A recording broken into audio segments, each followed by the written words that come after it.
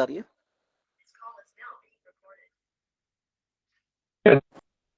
Sir तू okay सुनाई thank दे रही। Okay thank you. चलिए आज हम बात करेंगे S3 की।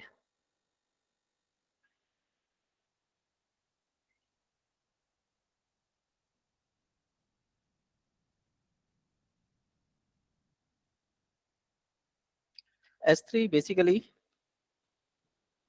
स्किन की रेमेडी बताई गई है जो पूरी त्वचा पर, कहीं कहीं हम लोग स्किन को तीन उसमें पढ़ते हैं कि इसकी 3 लेयर्स होती हैं, और कहीं कहीं हम लोग इसको 7 लेयर्स में पढ़ते हैं। तो जितनी भी स्किन की लेयर्स हैं, 3 या 7, सभी पर अपना असर रखती है। इसके अलावा ये नर्व्स की रेमेडी भी बताई गई है। जब भी नसों में कोई दिक्कत होती है, नसों से संबंधित दिक्कत होती है, ये काम करती है। यहाँ पे हमें एक चीज का और ध्यान रखना है, जैसा हम F1 के बारे में पढ़ते हैं, वो भी नर्व्स की रेमेडी है। जो नर्व्स की स्ट्रक्चर है उस पे S3 काम करती है, और नर्व्स की जो वर्किंग है या जो उसमें बहने वाली वायु की जब आप बात करते हैं, उसके करंट की बात करते हैं, तब हम F1 की बात कर रहे होते हैं। तो इन दोनों में ये डिफरेंस रहता है। तो ये नसों की दुर्बलता दूर करती है और महसूस करने की शक्ति, जिसे हम स्पर्श शक्ति बोलते हैं, उसको बढ़ाने का काम करती है। इस रेमेडी की एक और खूबी है कि ये रेमेडी जो है मल अवशोषक होती है।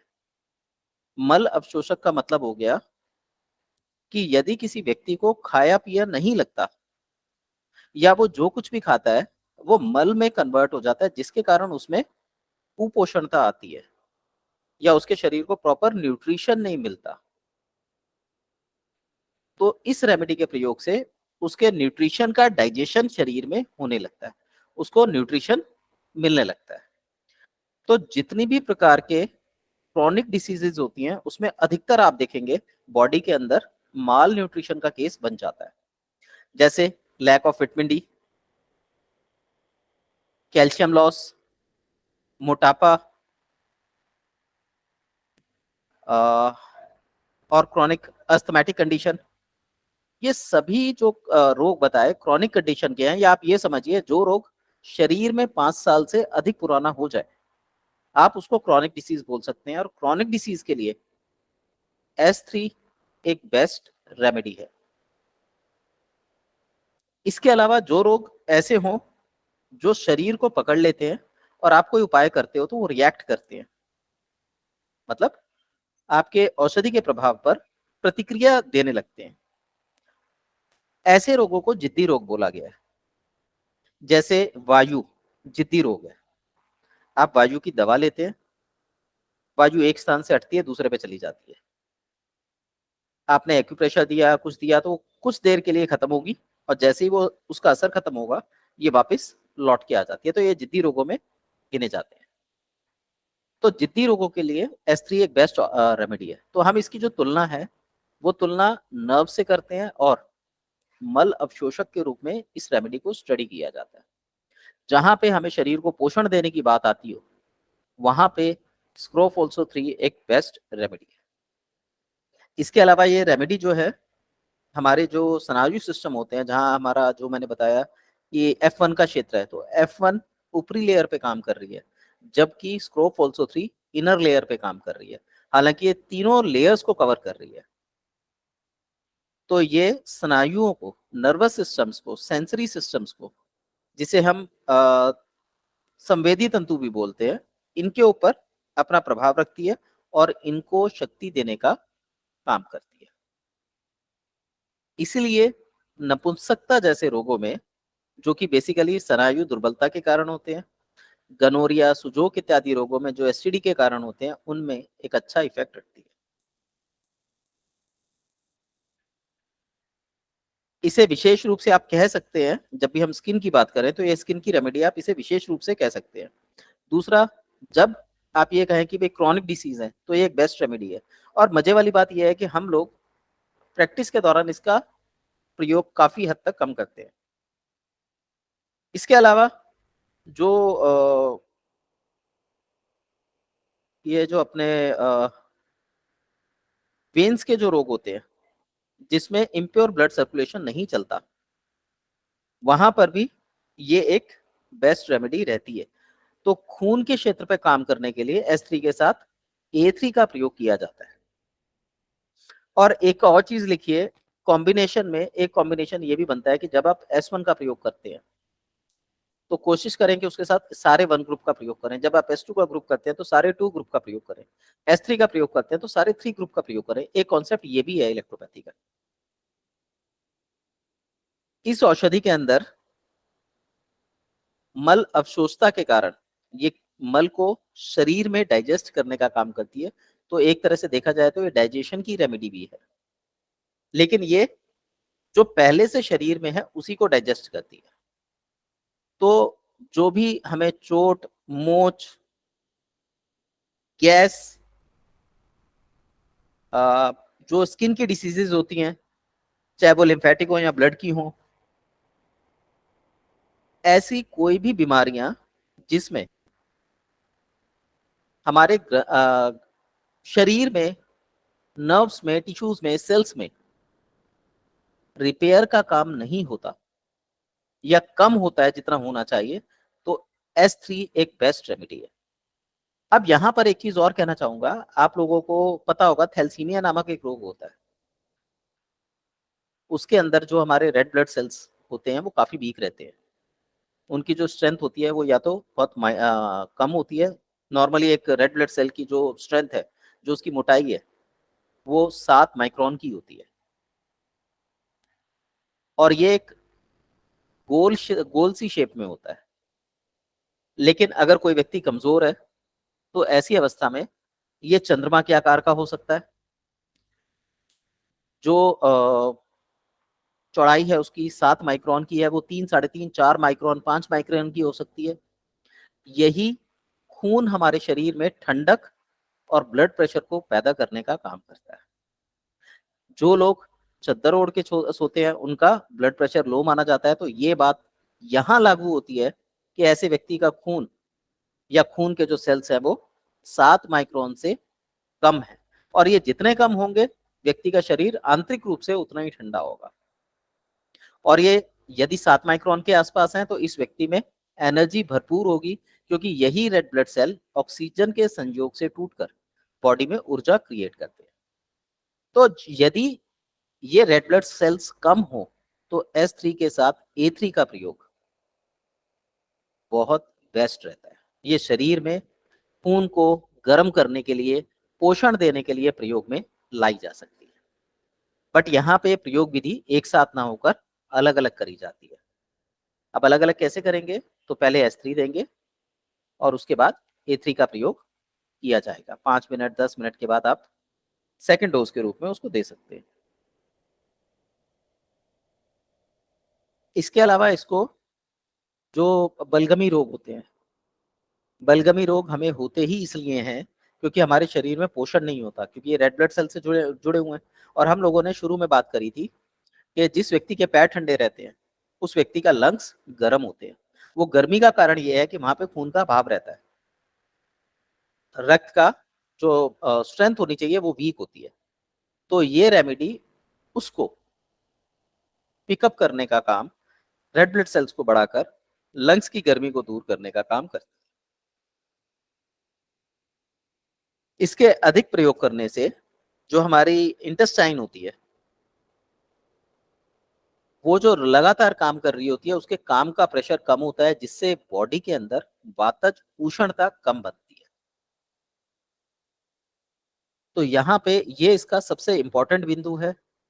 जब भी हमें शरीर में जो विशेषकर आंतों से संबंधित समस्याएं हैं उसके अंदर हमें उसकी गर्मी कम करने के लिए, क्योंकि वातज उष्णता, गैस की समस्या, अफारा, ये आजकल बहुत बना हुआ है जब से इंजेक्शंस लगे हैं। तो आप देखिए बॉडी के अंदर ड्राइनेस आ गई है, अचानक से नाक बहने लगती है, नाक में सूखापन महसूस होता है, होंठ सूखते हैं। पहले ये सीजनल चेंज होने पर होता था, बट अब किसी भी मौसम में ये समस्याएं आ रही हैं। और खासकर उन लोगों को जिन लोगों को कोरोना, डेंगू या इस प्रकार के किसी वायरस ने पकड़ा हो जो कंजेशन से रिलेटेड है, लंग्स से रिलेटेड है, तो वहां पर S3 आपकी एक बेस्ट रेमेडी रहती है। मूल रूप से आप यही मान के चलिए कि शरीर में किसी भी तरीके के जब मेटाबॉलिज्म में समस्या आती है तो उस मेटाबॉलिज्म की समस्या को कवर अप करने के लिए हमें पोषण की जरूरत होती है और वही पोषण हमें S3 देती है। तो ये S3 का एक ब्यौरा था। अब हम बात करते हैं S3 में कौन कौन सी रेमेडी आती है। हमारे S1 में, S2 में और S3 में सभी 9 के 9 प्लांट सेम है, लेकिन उनके कॉम्बिनेशंस अप एंड डाउन होते रहते हैं। अब इन 9 प्लांटों में स्क्रोफोल्सो 3 के अंदर रूम पाल्मेटम नामक एक अतिरिक्त पौधा डाला गया है। S1 में नक्स वोमिका था, तो S1 को हम नक्स वोमिका की मेन रेमेडी मानते हैं कि वो मेन रेमेडी उसमें नक्स वोमिका है। S2 के अंदर लाइकोपोडियम था जो S2 को S2 बनाता है। इसी तरीके से S3 की मेन रेमेडी जो है वो रूम है। यही रेमेडी S3 को S3 बनाने का काम करती है। अब अगर हम बात करें इसके गुणों की, तो रूम औषधि का बेसिक कार्य क्या है? तो बेसिक कार्य इसका है कि ये बच्चों में, ये एक बहुत सॉफ्ट रेमेडी होती है रूम। तो बच्चों में जो शुरुआती अवस्थाओं के रोग होते हैं, जैसे खट्टी डकार, डायरिया, मुंह से खट्टी उल्टी होना यानी पित्त की अधिकता, दांतों में जलन, दांतों में कसाव होना यानी दांतों का लूज, मसूड़ों का लूज पड़ जाना, ठंडक लगना, कंपकपी छूटना, पतले दस्त, बूदा में चुनने लगना, पेशाब की इच्छा होना और पेशाब अधिकतर पीले रंग का आना, तेज जलन गुदाद्वार पर, ये सारे बच्चों के जब दांत निकलते हैं ये समस्याएं क्रिएट होती हैं। तो ये सारी समस्याएं जो है पित्त से संबंधित है।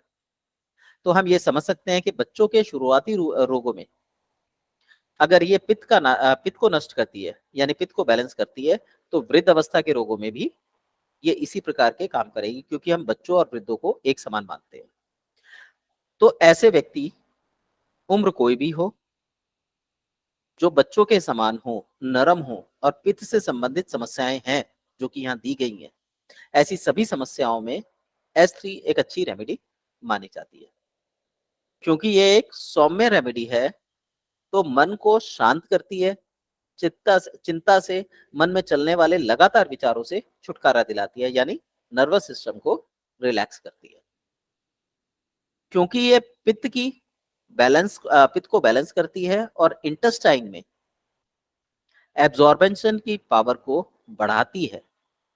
तो जो पेट से संबंधित रोग हैं, आंतों से संबंधित रोग हैं, जैसे भूख लगना, कभी भी भूख लग जाना, किसी चीज को देख के उसको खाने का मन करना, किसी ने कोई बात करी और मुंह में पानी आ जाना या उसे खाने की इच्छा करना, कौड़ी का क्षेत्र जो हृदय के आसपास होता है वहां पे दर्द होना जो गैस के लक्षण है, नाभि के चारों ओर पेट में दर्द होना ये भी गैस के लक्षण है। गैस जो अपने स्थान बदलती है, सारे लक्षण अलग अलग रूपों में नजर आते हैं, पर ये एब्जॉर्प्शन की एब्जॉर्प्शन प्रॉपर ना होने की वजह से होते हैं। इसके अलावा बड़े व्यक्तियों में भी खट्टे मल, दस्त, जो हमने बच्चों में बात करी थी, जलन होना, छाती में जलन होना, एसिड ज्यादा बनना, पेशाब खुलकर ना आना यानी प्रोस्टेट की समस्या में,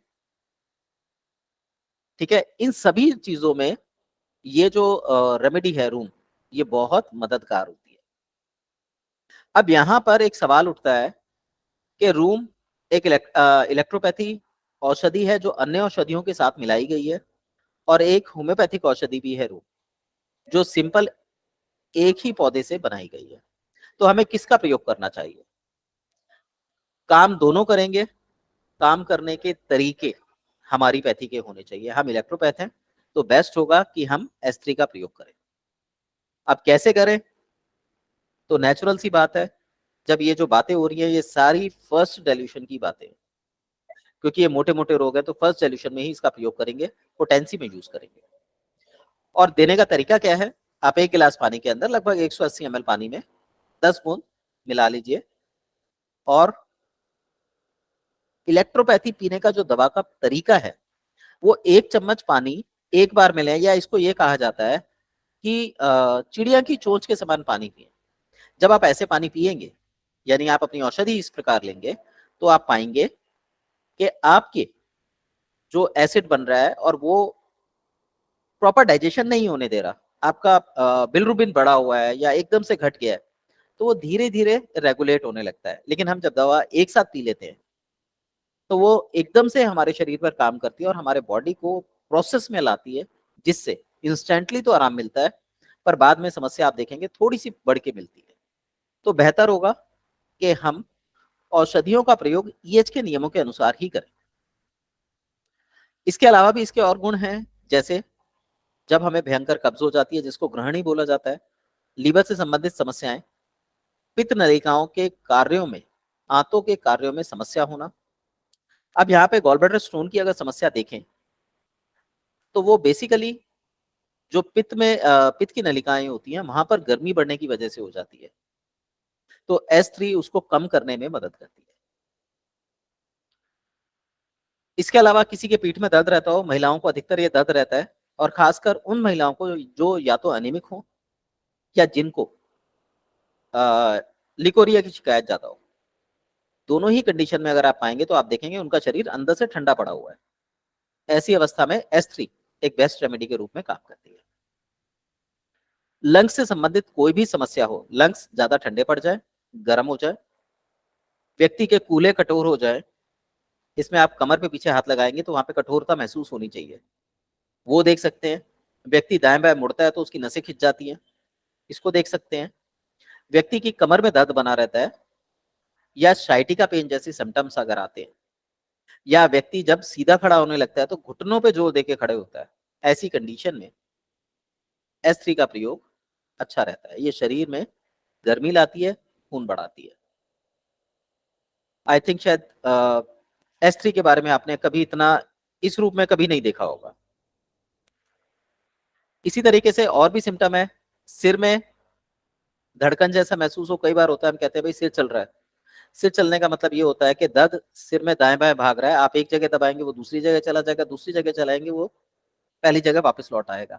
यानी जितने भी वायु संबंधी समस्याएं होती हैं, इसमें ऑर्थराइटिस भी आ गया, रूमेटाइड भी आ गया, छोटे जोड़ों की समस्या, बड़े जोड़ों की समस्या, ये सब पोषण के अभाव के कारण हो रहा है।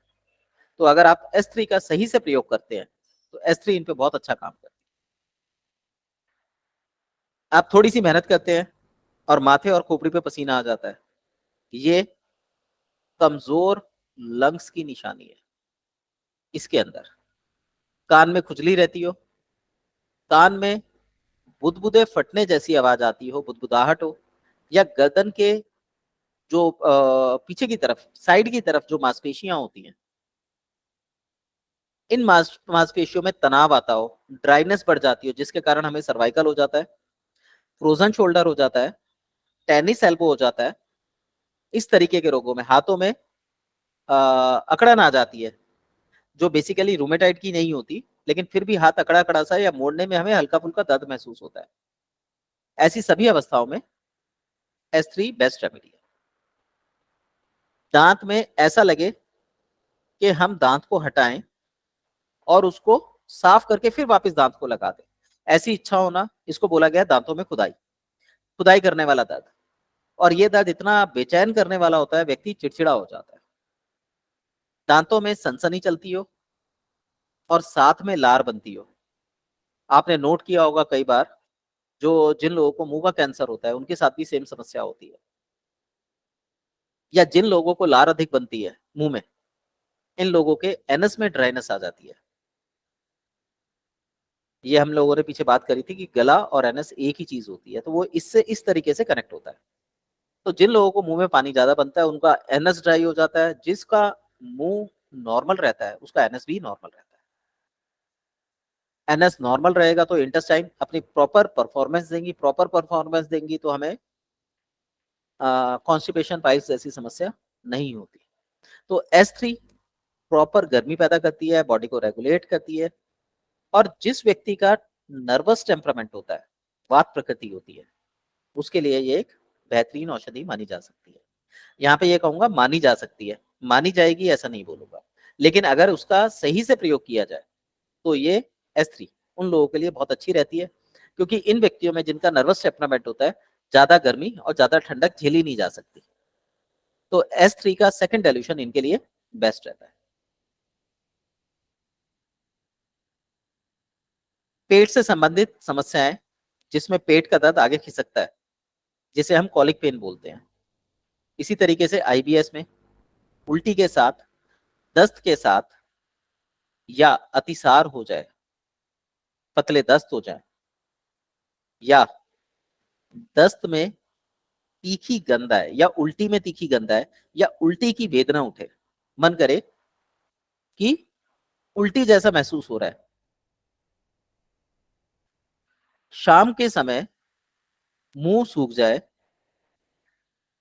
और जिन लोगों को शुगर होती है आप देखेंगे उनका रात को मुंह ज्यादा सूखता है, या जो लोग प्रमेह का शिकार होते हैं, शुगर की तरफ जा रहे हैं, उन लोगों का मुंह भी ज्यादा सूखता है। जो व्यक्ति बहुत ज्यादा बोलते हैं जैसे नेता इत्यादि, इन लोगों को भी बोलने के कारण मुंह में सूखापन रहता है, या जिन लोगों को सूखी खांसी रहती है, जिसमें शाम के समय, यहाँ पे ये मैंने बताया था कि सुबह का समय S1 के लिए मान लीजिए और शाम का समय S2 का मान लीजिए, तो शाम के समय यानी लिम्फेटिक प्रॉब्लम में मुंह सूखा लगे और बलगम बनने लगे, या मुंह से कुछ थूकने की इच्छा हो, या मुंह में तार बनने लगे, ऐसी अवस्था में कम मात्रा में पानी के साथ S3 का प्रयोग बेहतरीन रिजल्ट देता है। इसके अलावा और भी कुछ सिम्टम्स हैं, जैसे महिलाएं जब खड़ी होती हैं तो पेट के निचले हिस्से जो गर्भाशय का क्षेत्र है वहां पर दबाव तनाव बने, जो ओवरीज होती हैं वहां पर टेस्टिकल्स, जो पुरुषों में टेस्टिकल्स होते हैं, ये ऐसी जगहों पर खुजली चलना, गर्मी के लक्षण दिखाई देना, जली हुई स्किन दिखाई देना, इन सभी रोगों में S3 बेहतर रेमेडी है, लेकिन इसके साथ और औषधियों का प्रयोग भी इन चीजों में काम करता है। A3 बेस्ट रहती है। गर्भपात के बाद, कई बार लिकोरिया के बाद पुरुषों में जो प्रोस्टेट समस्या होती है उसमें मूत्र संबंधी शिकायतें हो जाती हैं, ऐसी अवस्था में S3 बेस्ट है। महिलाओं में बच्चे के जन्म के बाद कुछ समय शरीर में जब पित्त बढ़ जाती है तो दूध जो है वो पीला और हल्का कड़वा आने लगता है, उस अवस्था में भी हम S3 का प्रयोग कर सकते हैं। इनके अलावा आपके हाथ पैरों में, छोटे जोड़ों में उंगलियां फटने की, ऐसा लगता है कि दर्द जोड़ों को फाड़े जा रहा है, मरोड़े से उठते हैं, मांसपेशियां अकड़ने लगती हैं, जैसे हम क्रैम्प आने की बात करते हैं, हाथ की नसें या पैरों में, ऊपरी पैरों की नसें, मतलब जो तलवा होता है उससे ऊपरी भागों में गर्मी रहती है, पसीना आता हो, या सूजन आ जाए, ऐसी सभी अवस्थाओं में S3 का प्रयोग बेस्ट रहता है। और यहाँ पर एक और चीज बोलूंगा, आप इसको प्रैक्टिकल करके देख सकते हैं। हर व्यक्ति की चलने की एक कैपेसिटी है, कोई व्यक्ति 1 किलोमीटर चलेगा, कोई 5 किलोमीटर चलेगा, कोई 10 किलोमीटर चलेगा, और यदि वो उसके बाद फिर भी चलता रहता है तो आप देखेंगे हाथों में सूजन आ जाती है। तो आप ये टाइम नोट कीजिए कि कितनी देर चलने के बाद आपको सूजन आती है, ये आपकी बॉडी की ब्लड की स्ट्रेंथ को बताता है। यदि ये सूजन आधे घंटे के अंदर आ जाती है तो समझ जाइए आपके शरीर में थायराइड अपना असर बना चुका है, शरीर में पानी रुका हुआ है, उसी की वजह से ये भारीपन आता है। और यदि ये सूजन आपको 1 घंटे के बाद या आधे घंटे के बाद आती है, आपकी बॉडी काफी हद तक रेगुलेट है। फिर दूसरा लक्षण, यदि आप चादर ओढ़ के सोते हैं तो आपको S3 की जरूरत है। चादर हटा के सोते हैं, उसके बावजूद आपको गर्मी लगती है, तो आप S3 के हायर डाइल्यूशन में जा सकते हैं। हमारे शरीर में जांघें बहुत इंपॉर्टेंट पार्ट होती हैं। जिस व्यक्ति की जांघें जितनी मजबूत होंगी, वो उतना स्वस्थ होगा, निरोगी शरीर होगा और बुढ़ापे तक स्वस्थ रहता है, उम्र लंबी होती है। पर अगर जांघों की लचक कम हो जाए तो हमें अपने शरीर का बोझ उठाने में भी दिक्कत आती है। आजकल आप देख रहे होंगे घुटनों में समस्या आ गई, ग्रीसिंग खत्म हो गई है। लोग कहते हैं जी ग्रीसिंग बढ़ा दो, तो घुटने में ग्रीसिंग कभी नहीं बढ़ाई जा सकती। आप जितने मर्जी इंजेक्शन लगवा लीजिए, जितनी मर्जी दवाई लगवा लीजिए, क्योंकि समस्या घुटनों में नहीं है। घुटनों के ऊपर से जो नसें हैं, जो नीचे घुटने को जाके पोषण दे रही थी, वो कमजोर हो गई है। यानी सीधा सीधा अगर हम बोले तो जांघों में दिक्कत आई है। तो जब जांघों की लचक कम हो जाती है, घुटने और पैरों में भयंकर टीस उठती है। उठते समय घुटने खटखट की आवाज करते हैं और घुटने से लेके नीचे एड़ी तक एक करंट दौड़ता हुआ सा महसूस हो, या खिंचाव पड़ता हो, या अकड़न आ जाती हो। क्रैम्प में भी सेम समस्या होती है, तब S3 एक बेस्ट रेमेडी है। इसके अलावा जब भी कॉलिक पेन हो, मल पास करने के दौरान, चाहे यूरिन हो चाहे स्टूल हो,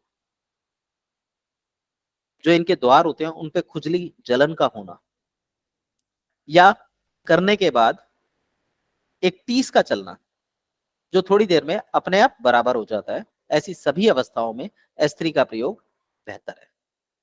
तो ये हमारी S3 रेमेडी थी। यदि आपका किसी का कोई क्वेश्चन हो, कुछ पूछना चाहते हो तो पूछ लीजिए।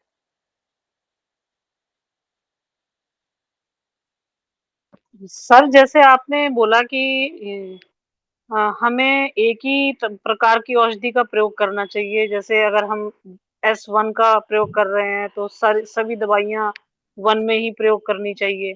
जी। तो जैसे अभी स्टमक में आपने लिखा हुआ है डाइजेस्टिव सिस्टम के लिए S1, S2, S10, F1, तो ये लिखा हुआ है, तो फिर इसको हम कैसे समझें सर? देखिए, जब आप प्रैक्टिस करने लगते हैं तो आप कॉम्बिनेशंस बनाते हैं कि इस ऑर्गन में ये दिक्कत आई हुई है। अब सपोज कीजिए आप किसी के शरीर में खून बनाना चाहते हैं, तो खून बनाने की बेस्ट रेमेडी कौन सी है? A3। अब A3 शरीर में खून बना रही है, तो हमें ब्लड और लिम्फ को प्योर करना होगा, तभी तो खून बेहतर तरीके से बनेगा। तो वहां पे आप S1 और L1 का प्रयोग कर सकते हैं।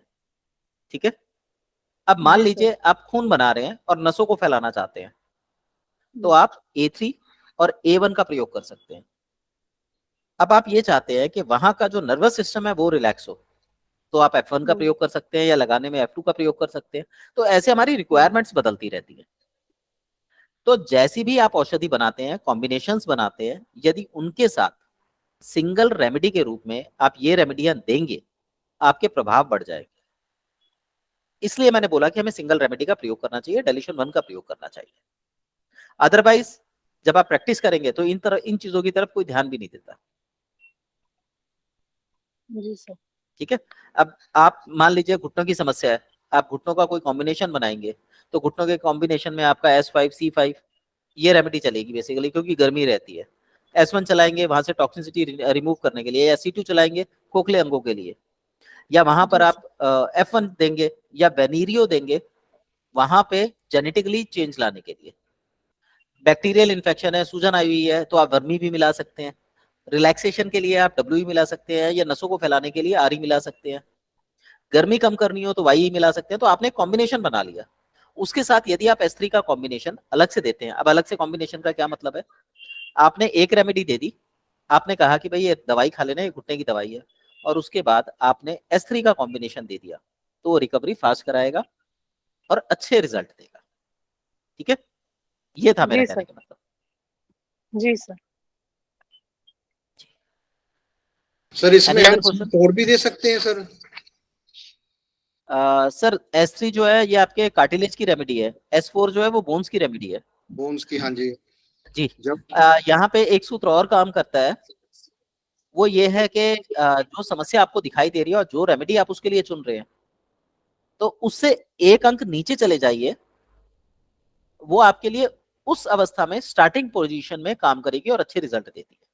जैसे आपको S4 की जरूरत लग रही है कि हड्डियों के लिए S4 काम कर रही है और व्यक्ति की पाचन क्षमता कमजोर है, वो उसको पचा नहीं पा रहा, तो ऐसी अवस्था में क्या होगा कि उसके हड्डियां बनाने में दिक्कत होगी। तो आप S3 का कॉम्बिनेशन उसको दे दीजिए या C3 का कॉम्बिनेशन दे दीजिए, तो उसकी जो नरम अस्थियां हैं वो जल्दी डेवलप होंगी, जिससे S4 उसके ऊपर ज्यादा अच्छा काम कर पाएगी।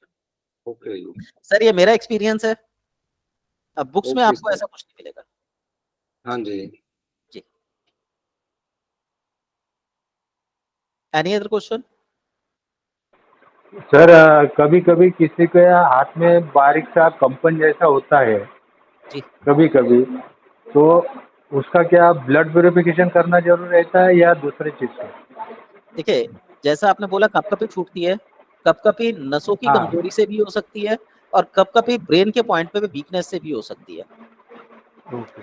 ठीक है, तो आपको पहले ये पता कराना होगा कि नसों की कमजोरी है, तब तो आपकी रेमेडी काम कर जाएगी, लेकिन अगर ब्रेन से वो कनेक्टिविटी है तो हमें ब्रेन में हाँ। ऑक्सीजन और ब्लड की सप्लाई देनी है। ऐसे में आप S3 का कॉम्बिनेशन यूज कर सकते हैं। ठीक है, इसके अलावा एक टेक्निक है, आप जीभ को पकड़कर, हाथों से जीभ को पकड़कर उसको दाएं बाएं हिलाइए।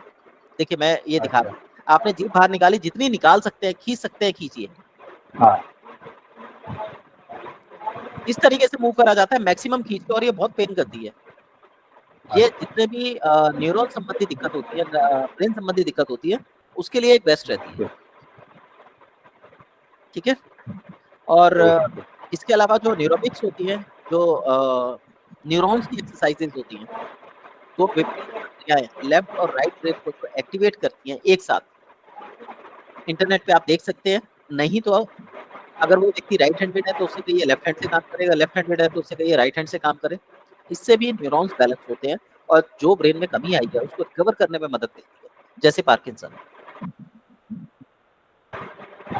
ठीक है, इसके अलावा भी कई बार पेशेंट मिलेंगे, जब आप उससे जीभ निकलवाने को कहेंगे तो किसी की जीभ दाएं तरफ जा रही होगी, किसी की बाईं तरफ जा रही होगी। 10 में से 1 या 2 पेशेंट को ऐसी जीभ आपको दिखेगी दिखेगी। तो उन पेशेंट के लिए एक बेहतर ट्रीटमेंट है, और उनको S3 की, C3 की बेसिक नीड होती है या S2 C2 की बेसिक नीड होती है, क्योंकि ये उससे एक लेवल नीचे की रेमेडी। ठीक है, सर एक बार दोबारा रिपीट कर दीजिए सर इसको। किस चीज को अनीता जी, किस चीज को?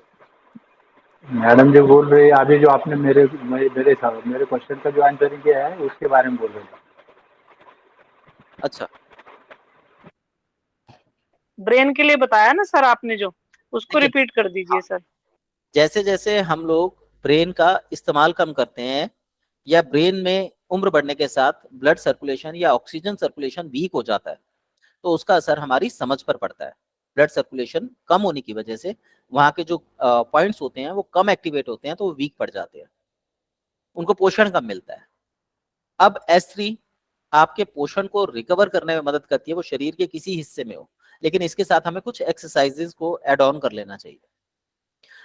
तो बेसिकली एक्सरसाइज तो बॉडी के हिसाब से अलग अलग हो सकती है, वात वाला है तो अलग होगी, पित्त का है तो अलग होगी, कफ का है तो अलग होगी, लेकिन एक कॉमन एक्सरसाइजेज है कि जिनको भी ब्रेन संबंधी समस्या हो, तो हमारी जीभ ब्रेन से कनेक्टेड होती है, कान ब्रेन से कनेक्टेड होती है, ऐसे माना जाता है।